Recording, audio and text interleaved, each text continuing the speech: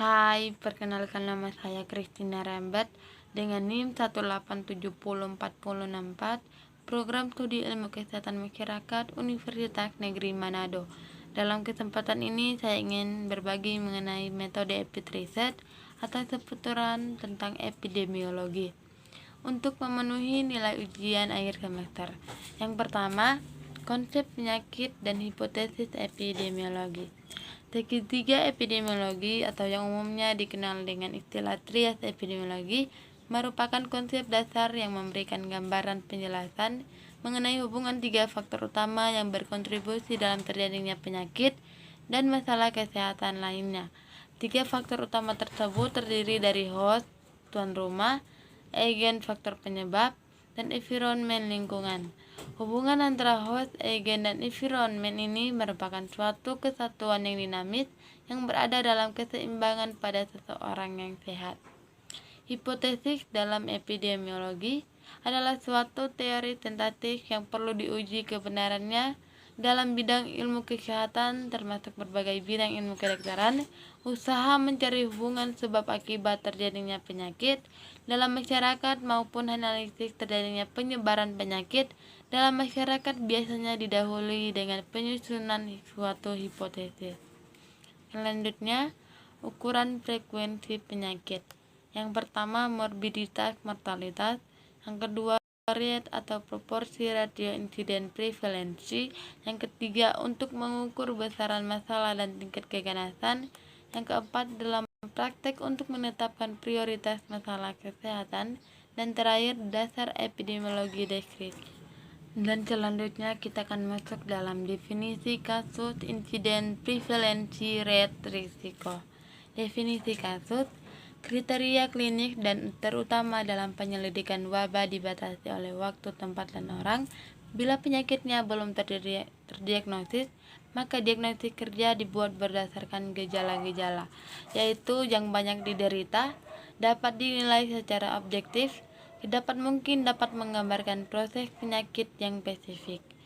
Selanjutnya, insiden adalah gambaran tentang frekuensi penderita baru suatu penyakit yang ditemukan pada suatu waktu tertentu di suatu kelompok masyarakat. Prevalensi adalah suatu atau jumlah kasus penyakit dalam suatu populasi pada suatu waktu sebagai proporsi dari jumlah total orang dalam populasi itu. Rate adalah perbandingan antara suatu kejadian dengan jumlah penduduk yang mempunyai risiko kejadian tersebut menyangkut interval waktu tertentu. Risiko adalah variabel-variabel yang berhubungan dengan peningkatan risiko suatu penyakit atau infeksi tertentu. Selanjutnya, ukuran asosiasi odds rate and risk ratio.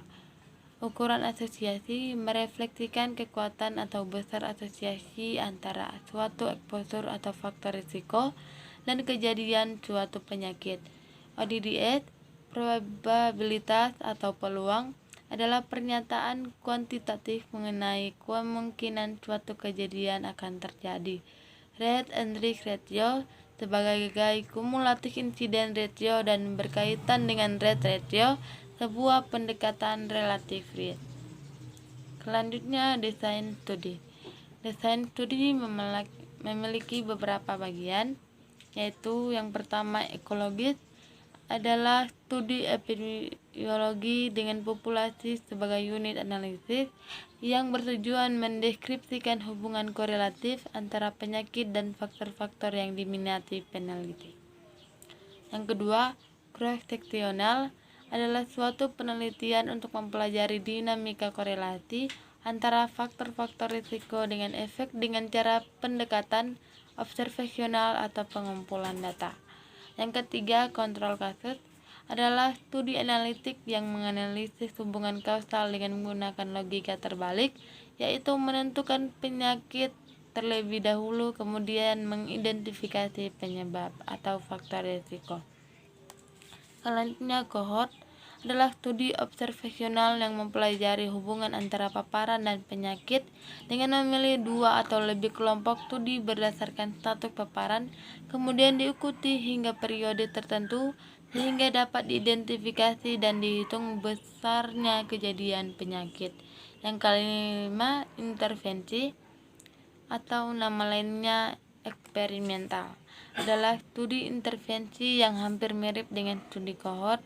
Penelitian eksperimental dalam epidemiologi pada umumnya hanya menerapkan jenis intervensi yang bersifat preventif, promotif, dan terapeutik.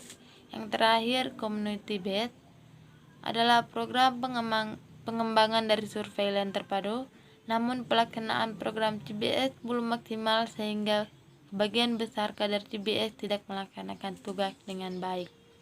Penelitian ini bertujuan untuk meningkatkan kemampuan kader CBS melalui komunikasi interpersonal dan pengembangan modul. Selanjutnya, bias, mengganggu, confounding, dan efek modifikasi. Bias adalah terjadinya sistematika error dalam studi, terjadi karena kesalahan sistematik akibat distorsi penafsiran parameter populasi sasaran berdasarkan parameter sampel. Bias bisa muncul pada desain dan pelaksanaan studi. Pengganggu atau confounding adalah sesuatu yang dapat mempengaruhi hasil pengamatan hubungan secara keseluruhan maupun sebagian yang dapat mempengaruhi hasil dari studi yang sedang dipelajari. Yang terakhir, efek modifikasi menunjukkan seberapa jauh efek faktor risiko utama terhadap munculnya penyakit dimodifikasi oleh faktor risiko lain. Kita akan masuk dalam analisis multivariabel. Yang pertama, analisis multivariabel logistik adalah salah satu metode analisis multivariate untuk menganalisis hubungan satu variabel binary outcome dengan satu atau lebih variabel bebas dengan skala pengukuran nominal, ordinal atau interval di mana parameter yang dipakai menilai hubungan tersebut adalah ODD ratio. Yang kedua, analisis multivariabel Poisson merupakan pemodelan dengan menggunakan variabel respon berupa data diskrit. Selama variabel respon merupakan hasil perhitungan, distribusi Poisson dapat digunakan. Yang terakhir, analisis multivariabel regresi binomial adalah model non-linear yang berasal dari distribusi Poisson gamma mixture yang merupakan penerapan dari generalis linear model yang menggambarkan hubungan antara variabel dependen dengan variabel independen. Selanjutnya, ukuran dan kekuatan sampel dalam studi epidemiologi. Ukuran sampel yakni jumlah subjek yang diperlukan dalam sebuah penelitian merupakan aspek penting dari sebuah penelitian karena menentukan presisi estimasi tentang parameter populasi yang diteliti dan reliabilitas kesimpulan tentang hipotesis yang diuji. Besar anggota sampel eksperimen tidak ditentukan besarnya populasi, tetapi oleh kekuatan pengaruh perlakuan dari studi sebelumnya. Selanjutnya, pencegahan dan penyaringan atau screening. Pencegahan atau prevention, tindakan yang ditunjukkan untuk mencegah, menunda, mengurangi, membasmi, mengeliminasi penyakit dan kecacatan dan menerapkan sebuah atau sejumlah intervensi yang telah dibuktikan efektif. Penyaringan merupakan suatu upaya untuk menyeleksi orang-orang yang tampak sehat, tidak menderita terhadap suatu penyakit tertentu dari suatu populasi.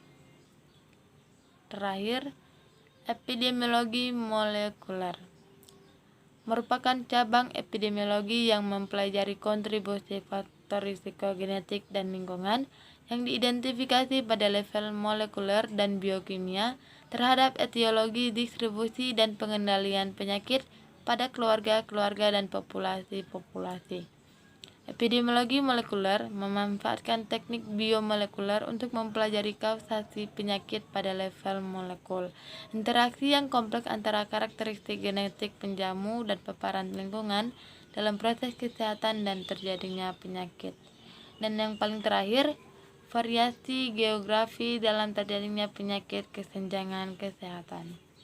Interaksi manusia dengan lingkungan dapat menyebabkan kontak antara kuman dengan manusia.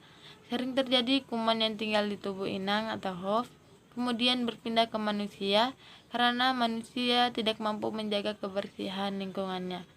Hal ini terjadi misalnya pada kasus penularan berbagai penyakit melalui binatang yang mengalami domestikasi seperti sapi, babi, dan anjing. Loncat inang juga terjadi karena perubahan lingkungan.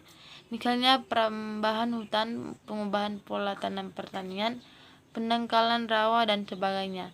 Perubahan lingkungan juga menyebabkan manusia lebih mudah terpapar melalui kontak langsung ataupun melalui kotoran dengan hewan-hewan yang menjadi inang alami kuman. Demikian hasil pemaparan saya. Semoga bisa memanfaatkan bagi teman-teman sekalian. Dan apabila ada kesalahan kata atau kata-kata yang tidak diterima, mohon dimaafkan.